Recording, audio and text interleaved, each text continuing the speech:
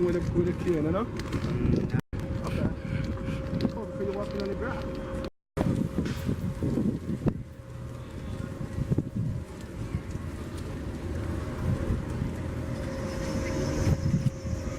Wow, I'm somewhat honored to be here this afternoon. It's really a privilege, my first time on pretty much this spot of ground. And we're in Jamaica live at what we call the Falmouth Dock. Recently built for the biggest ship that we have that carries tourists to our destination. Of course, with that being said, it simply reminds me where I am coming from. My main income then, I was pretty much heavily involved in what you call tourism. It's our main income on the island of Jamaica. I used to run what you call a tour company, and of course I'll leave the name for a later time to come.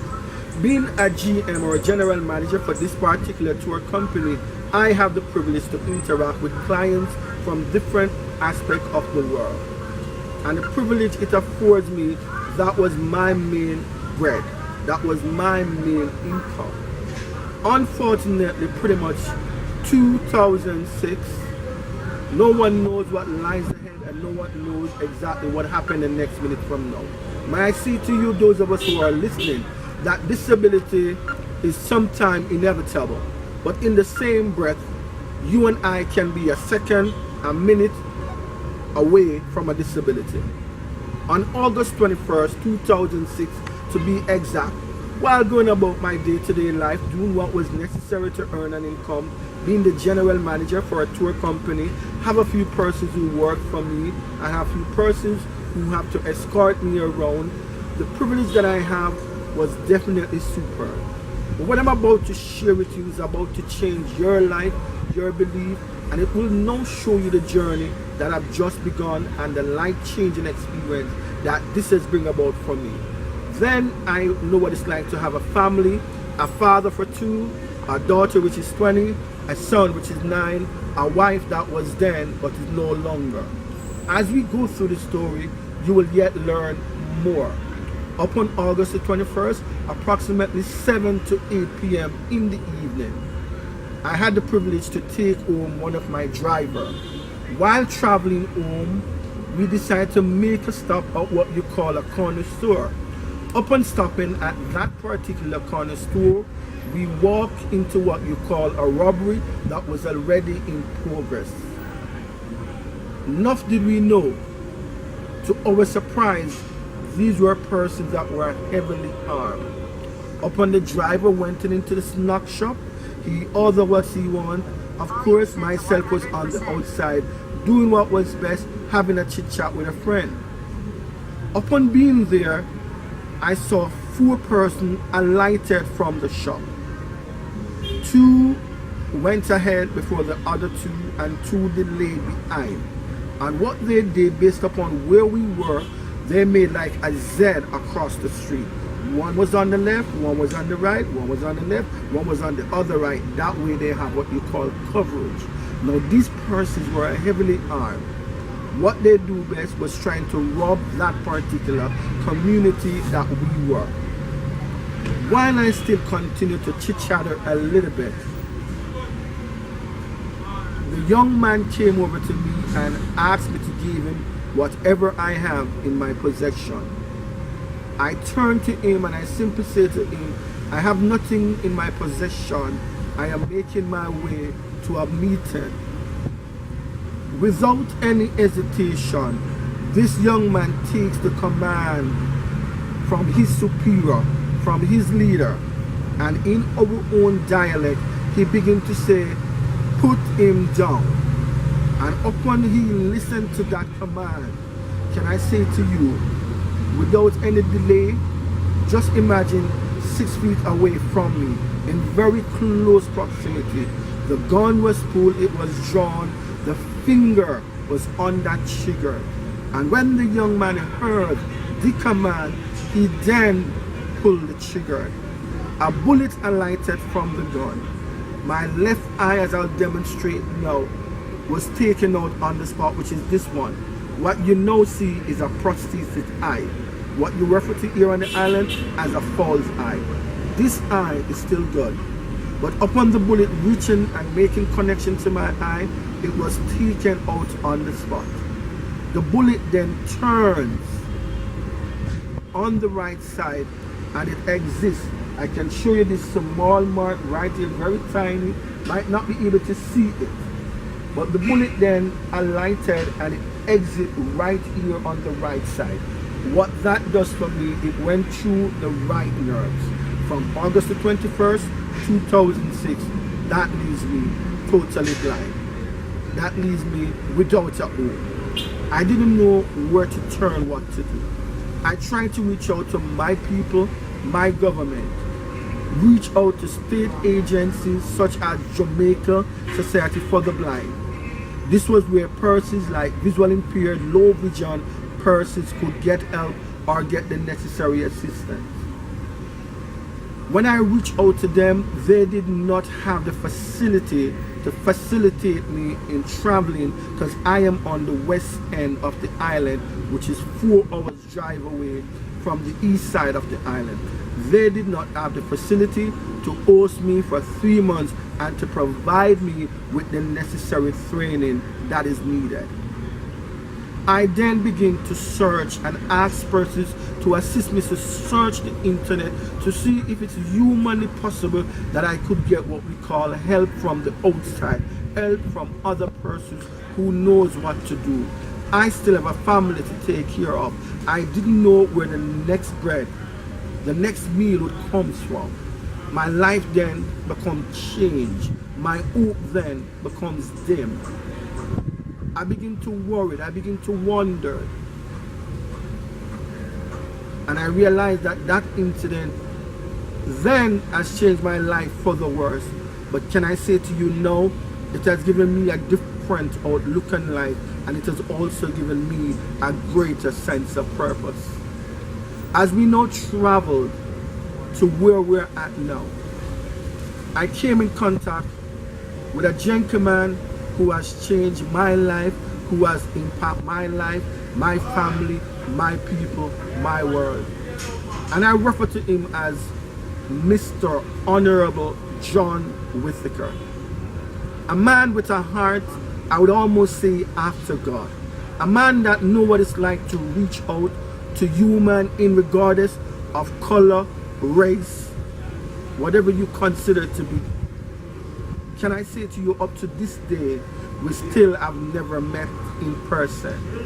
This may have been the closest that I may have contact to someone that is directly connected to Mr. Whittaker. And I count this a privilege, I count this an honor to be able to share with you, because each one of you have helped us to be where I am at today. From this situation, Mr. Whittaker assured me that he can stay right there in the state and he can give me the necessary training that I would need for me to be rehabilitated back into my people, into my world, and he was the one then that gives me hope again that I could still continue. Can I say to you, there were times that I felt like I'm going to call this a day. There's no more hope for me. I felt like I want to take my life. But the fact that Mr. Whittaker came in at that time, it has made a difference, and he has now helped me to evolve. I never know that blind persons could even type. I never even know that blind persons could even use computer, much less a white cane. Mr. Whittaker stayed right there from the state, and he decided to get on the computer remotely. And he began to program that computer that was donated by missionaries that came on the island. And I shared with them what is about to happen, and they donate what we call a clone computer desktop system. At that time, it ran Windows XP. He then began to put on the necessary screen readers. He then began to put on Skype so we can communicate, and we could do what is called remote classes using Skype as a means of communication. He then began to put on what you call talking typer, that now I have to learn how to type. From that day until now, the impression that John Whittaker has made on my life has allowed me to share this knowledge with my people. I then got the hope to get involved with a blind group that is on this side of the island in Montego Bay, Jamaica, that goes by Montego Bay Society for the Blind. What I refer to this group of persons as, it's more like a social club.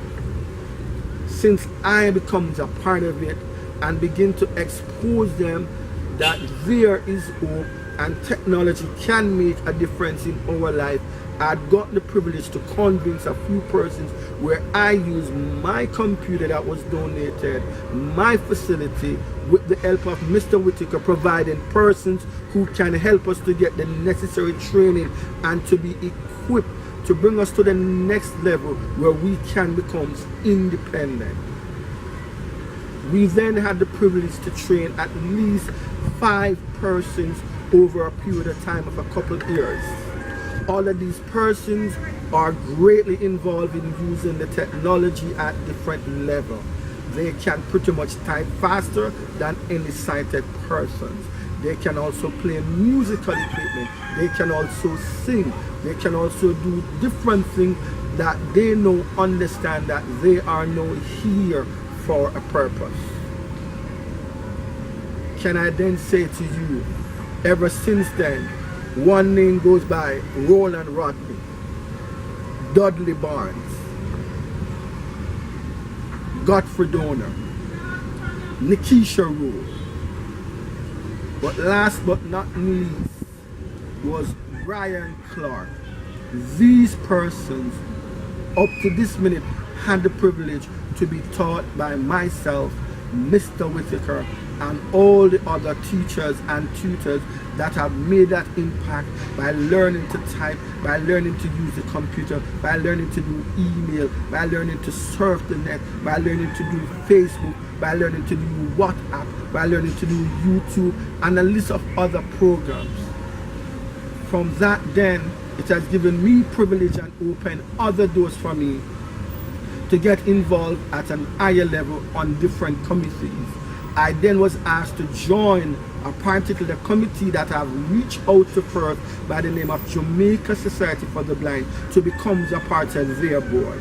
I still up to this point sit on that board as the only representative that is connecting the west side of the island to the east side of the island in terms of a physical contact by traveling back and forth every 4th Thursday of every month to attend what you call a general or an annual meeting that is held once per month every 4th Thursday, and that's on the other side of the island. Once I travel up with a sighted guide, I then have to stay over until the following day, and what you're looking at is 4 hours worth of drive time to go and 4 hours worth of drive time traveling back. That experience has been mind-blowing. But can I say to you, I could never done it without the help and my mentor, Mr. John Whitaker, and his family. Mr. Whitaker, he has also sent enough canes, talking clock, talking watch, even though I may not have on any now at this time. He has also sent the necessary gadgets that are needed. For example, bumps that needs to go on the keyboard so you can know where to find each stuff. He has, as I've said, he has also helped in terms of giving me day-to-day traveling navigation with different persons were assigned to me. I had the privilege in meeting what you call a counselor who will help me to deal with my trauma to go through that particular ordeal. I've had the privilege to meet what you call an officer that deals with white cane and train me how to go on the road, how do I navigate when I'm approaching a building and all of that. So I'm simply saying to us, in regardless of the distance where we are, I had the privilege to be taught at every level, at every angle, by the different resources that was available to Mr. John Whitaker, that he make available to me and my people in providing the necessary rehab to bring me back into the system, to give me back that hope. From then, I've gotten involved in other disability groups. I've asserted different positions as president, vice president, PRO, analyst. Out of that sharing regarding technology, I had the privilege to meet another honorable gentleman, and we refer to him as Senator, as you hear that name, that word, Senator Floyd Morris. He's presently in government now as we speak. He's the president of the House. I have the honorable privilege of meeting him at what you call a disability conference. Upon meeting him and sharing with him, he then believed that I was pretty much suitable to be on radio.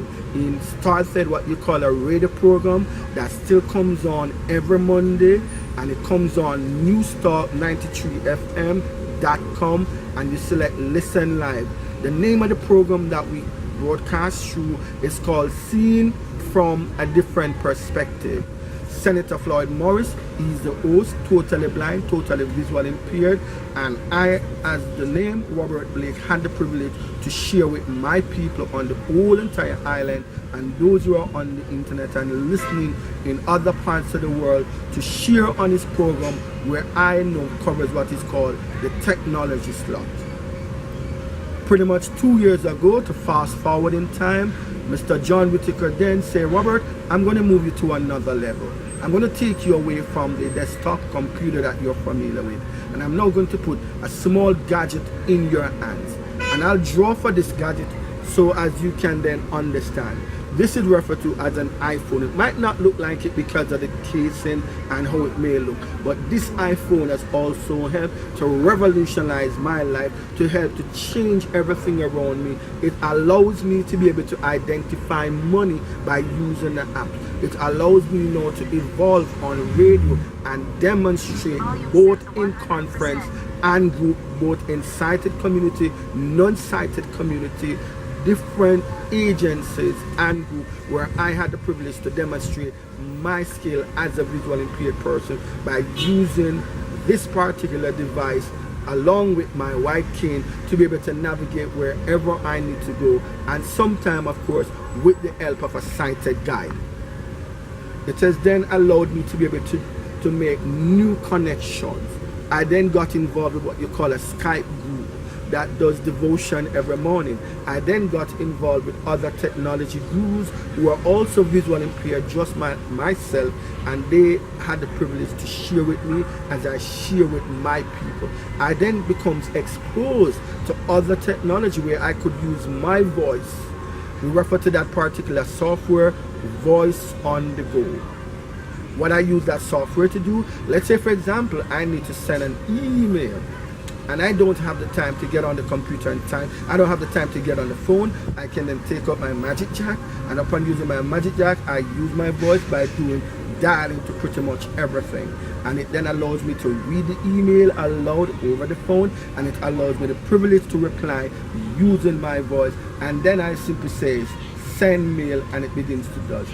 So as I indicate, Voice on the Go was a voice recognition software that allowed me to speak directly through what is called the Magic Jack, whether the apps or the direct phone itself, and it allows me to check my email and pretty much browse the internet and anything else that I need to do. So let's say I had a problem just only using one hand, wasn't able to type, then I'll be able to use my voice and use this particular voice recognition to be able to get anything that needs to get done. I then fast forward from the iPhone, where I then become exploring into other pieces of technologies. These technologies are what you refer to as apps, and these apps now allow you to do different function according to whatever task that is given. And that's the thing that I love with technology. It simply empowers me to another level, because I strongly believe that the day will come where we here on the island, as visual impaired as we are, as enthusiastic as we are, we will then be able to drive our own car, go to a Mega Mart, go to a Walmart, go to a Burger King, or what you call a KFC that is familiar, and drive by having the necessary technology put in place.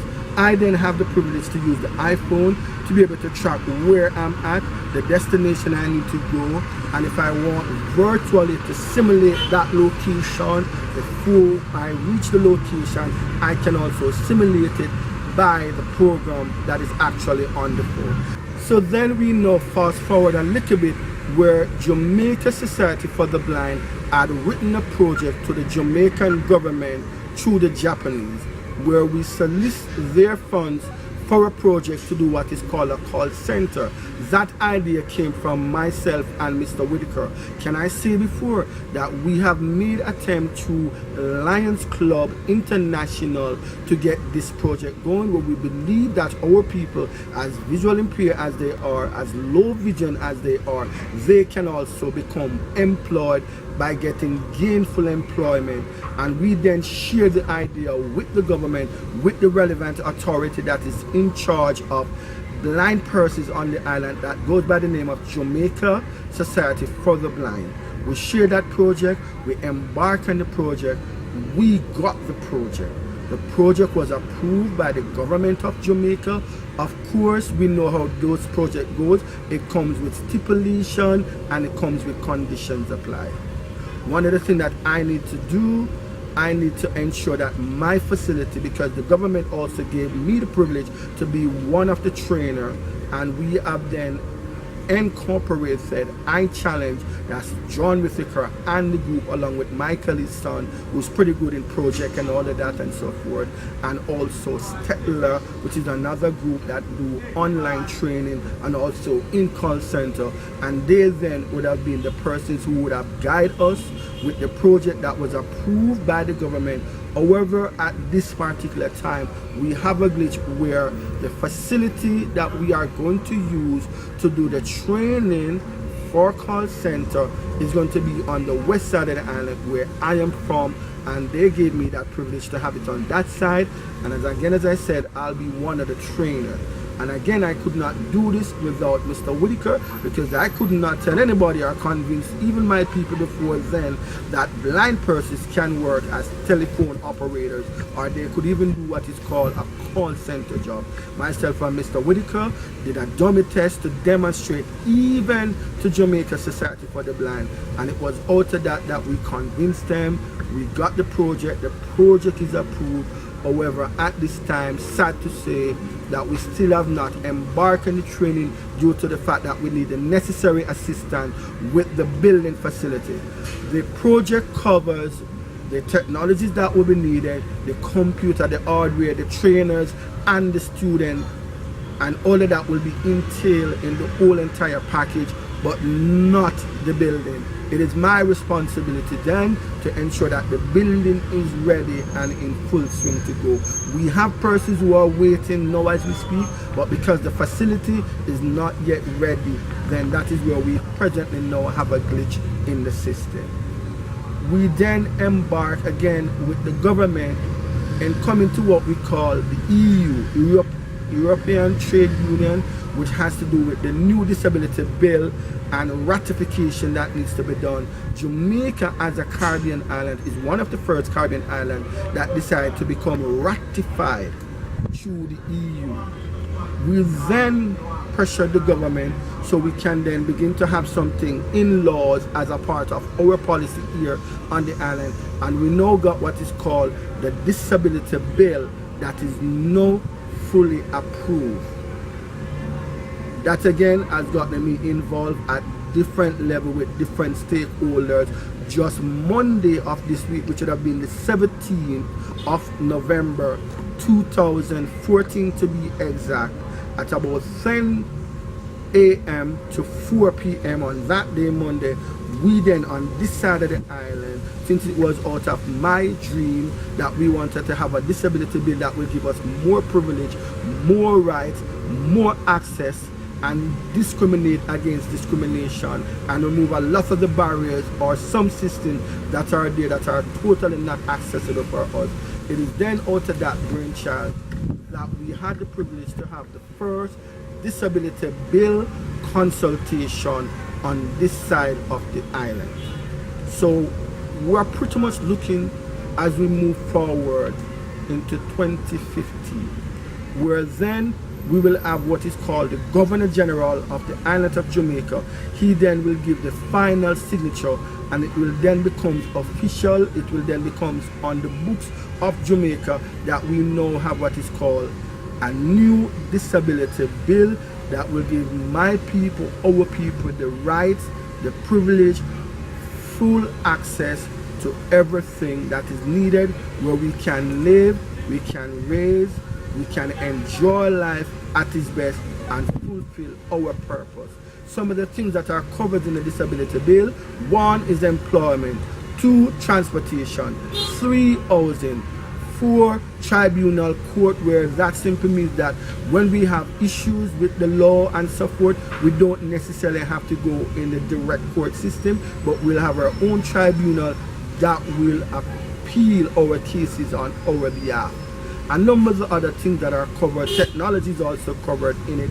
Again, this have also given our government the privilege to allow that computers and other devices that are now coming in the island must be tax-free and duty-free, especially when it becomes used as a tool for persons with disability. Awesome.